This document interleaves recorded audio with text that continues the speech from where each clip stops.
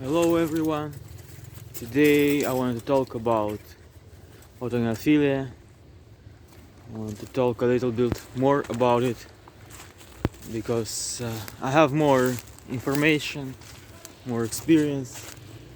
I talk to different people and people have different experiences with autogynephilia. So I wanted to share it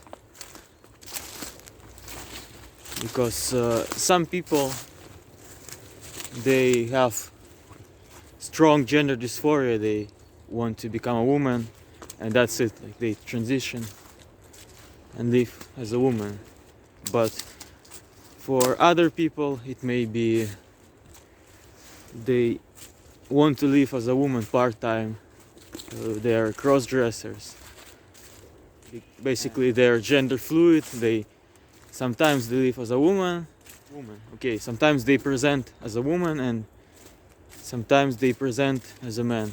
So and for other people they want to be like something in between. Like for me I don't want to live as a woman at all. Like, I have no desire really. I just I don't know, I'm like Pete Burns basically. He identified as a man but he changed his body and he changed his face. He did plastic surgeries to look like a woman. He dressed like a woman, but he didn't identify as a woman. And I really can relate to this. Also, some people want others to use correct pronouns, and it's very important to them. And for them, validation is very important. But for me, it doesn't matter. Like, I don't know, just for myself. Like I want to enjoy how I look, and like that's it. Really, I have no desire for external validation. Really, okay. I might have a desire for validation in other things in life. I don't know, like status, to be respected. But about gender, I don't care. Really, I don't care. Maybe 1 hour a week I feel like, oh, I want to be a woman. I want to use she, her pronouns. Also, I identify like a point of arousal and a point of dysphoria.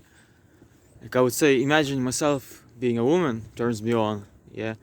So I sometimes I fantasize about it and masturbate, but really, it's not important for me to be a woman. And also, I have a point of dysphoria. So a point of dysphoria would be like balding, something like that.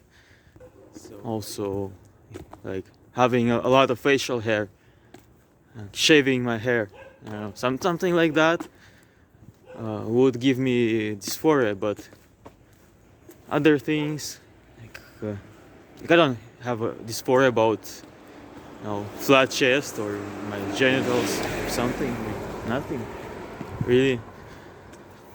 And to be honest, why I decided to transition in the first place, why like I started HRT, is because I was afraid of those things. Like I was afraid of like receding hairline or something, and I thought, oh, if I start HRT, I can prevent it.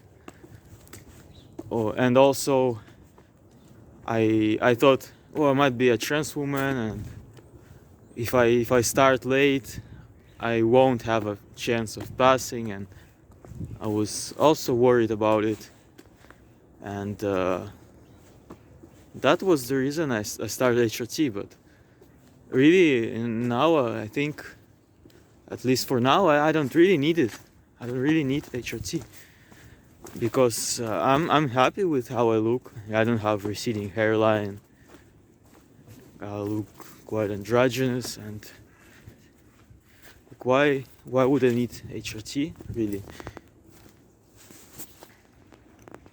You can see the river here. So really I don't need HRT now.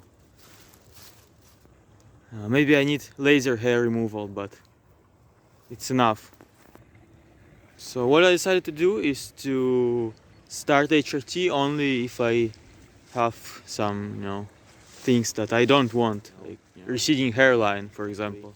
But for now, I will wait. So it's clear for me that I don't care about passing. Like before, I was afraid, oh, I might lose a chance of passing if I wait. And now it's clear that I don't even want to pass as a woman. Like why? Like I'm non-binary, not a woman, so what's the point? Another thing, I started having heterosexual fantasies lately, and I think I might retrain and just live as a man, really, because AGP sucks. AGP sucks. So I don't think I will indulge AGP fantasies.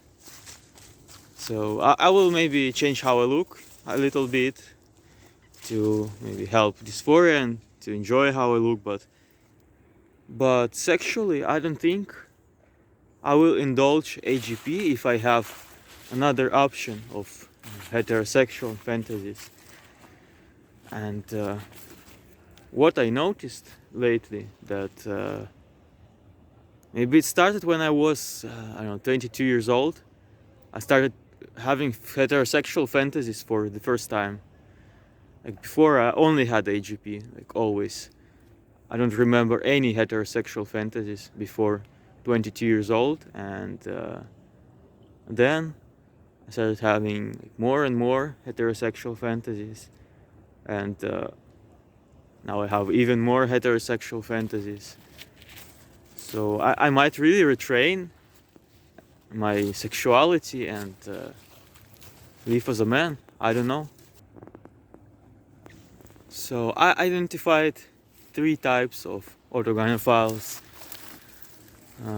So a cross-dresser is a person who lives part-time, like as a woman, part-time as a man. Also a non-binary person who wants to be more feminine but doesn't want to become a woman, really, like me, and a trans woman. So there are 3 types.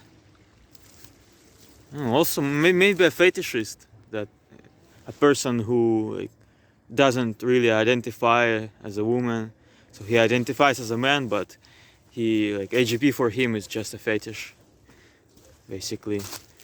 He dresses up, masturbates, and that's it, like once a week. So yeah, even 4 types, really.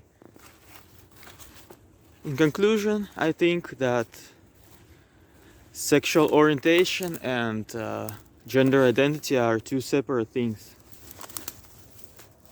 because some AGPs identify as men and they do it as a fetish. Some AGPs identify as non-binary. Some AGPs live part-time as women and part-time as men. And some AGPs identify as trans women and they medically and socially transition.